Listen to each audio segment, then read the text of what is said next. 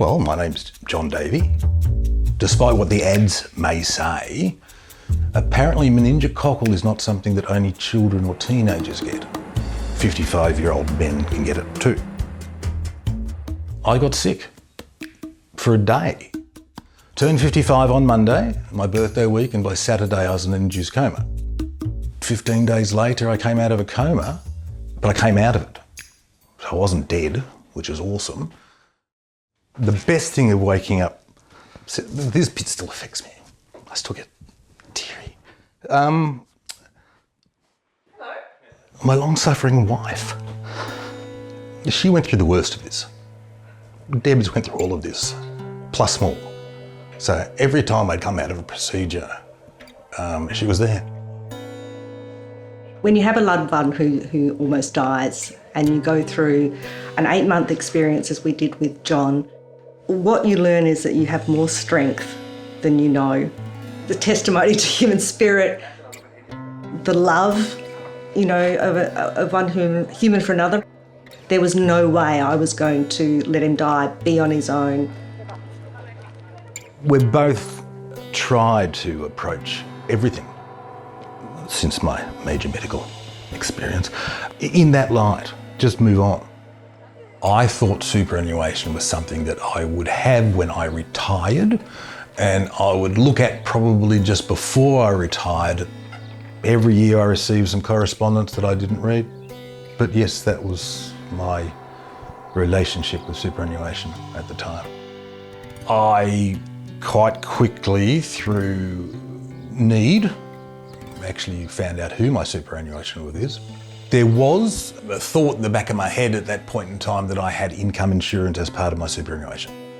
It's just comforting to know that, okay, we're not going to have to eat gravel when I get home.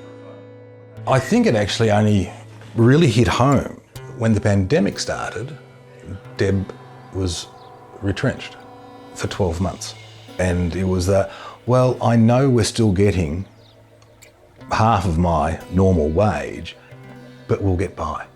That's okay. I met John through an early intervention referral from AIA, knowing that it was quite early in his recovery. We were really just chatting about what else might be on the horizon, and I said to him on one of our calls, have you thought about public speaking? And he said, no, probably not.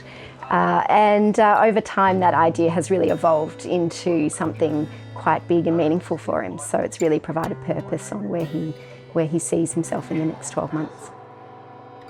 He's got incredible drive. He just wants to get back to things.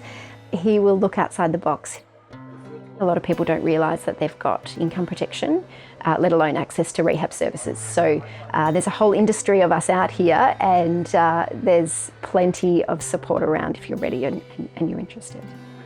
The most important thing is knowing the cover that you have. I think making sure that if you do have income protection, that you understand what it means and that you can access rehab services to help you get back on track. So no matter how big or how small the incident or the injury that you've experienced, there is a team there ready to support you and help you move forward and get back on track. I don't classify myself as disabled. I'm differently abled. This is my world. I get out, I go to the shops, I'm back in the kitchen because of some very clever doctors and some very clever bionics. One of my goals was to drive. I loved driving, always did. Before my legs dropped off, I was a 55-year-old, middle-aged, grumpy, and I spent 9 months in hospital, and all of these people came and rallied around me.